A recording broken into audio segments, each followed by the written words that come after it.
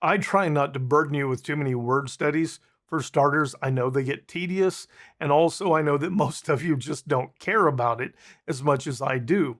But we're in the Gospel of John this week, and right near what we're studying, there's something that happens that's said that I think is very, very important, and you can't really appreciate it without a good understanding of one particular word. Now, there's really a pair of words both of which get translated as other or as an other. And it's a shame because they mean two very different things. One is heteros and the other is allos, and that's the one we'll be looking at. But heteros means another one that is very different from the one that came before. That's where we get heterosexual, both humans, but very different, totally different types of humans.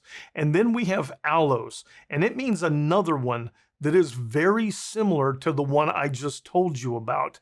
Now, for starters, we can go back to the Gospel of Luke, and Peter is in the crowd. He's in the courtyard. Jesus has been taken, and a servant girl comes up and says, "Hey, aren't you one of those followers?" And he says, I don't know the man.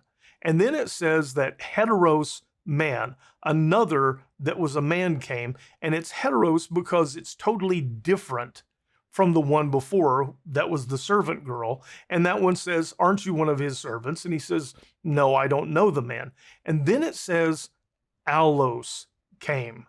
And that's one that's like, either very similar to or just like the one I just told you about. So we know this is another man, and he says, "Aren't you a servant?" And of course, Peter swears an oath, and the cock crows, and he realizes, you know the story.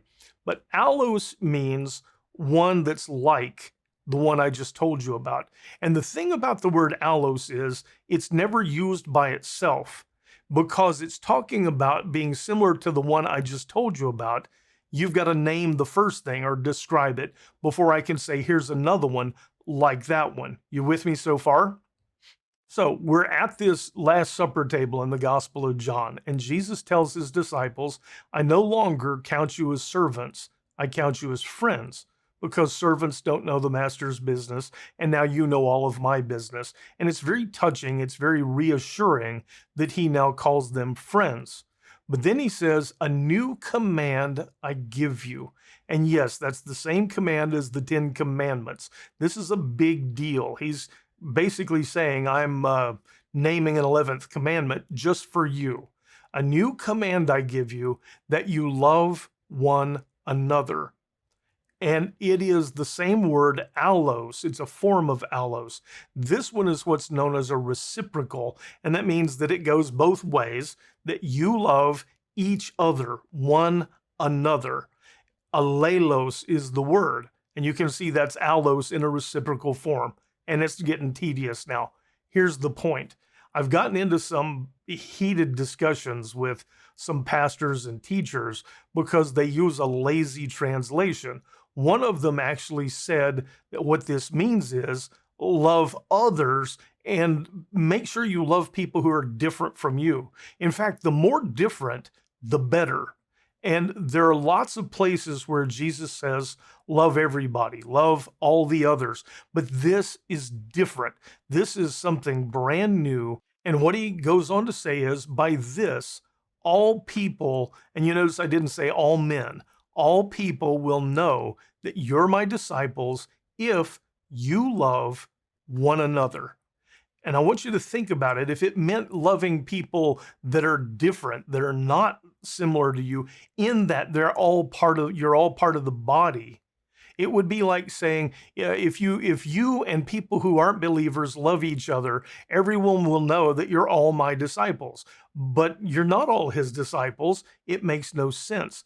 This word has a very specific meaning. It's another one just like the first one. And in this case, that goes both directions. And what he's saying is that within the body, if you bunch love each other in the way that I've loved you, everyone will see that there's something different. Everyone will see that you're my disciples. And in fact, in the first century, when they were taking Christians and torturing and killing them, sometimes just for entertainment, there's a real famous correspondence between two of the Roman leaders, and one of them says, these Christians, how they love each other. It's noteworthy, it's noticeable, and it's the thing that Mary and I have really been very passionate about. Another Greek word called koinonia, which is this bond within the body, this relationship that we believe doesn't happen any other place, any other way. There may be similar, concern for other people, but this is something different. And you're going to have people, if you actually say this, that will respond, well, that's exclusive, that's not inclusive. And I don't know if you want to look at it that way. Maybe there's some truth to it. You can't tell people that I'm going to love you and you have to love me back if they don't want to be part of it. You can't say that people will know that you're disciples because of this and include people who are not disciples. And so I suppose you could say it excludes people, but what's important is that it includes the body. There is a relationship that is different, and that's one of the last things he leaves them with. Allos, another one like the first one that I already told you about. I hope that helps. Thanks for listening.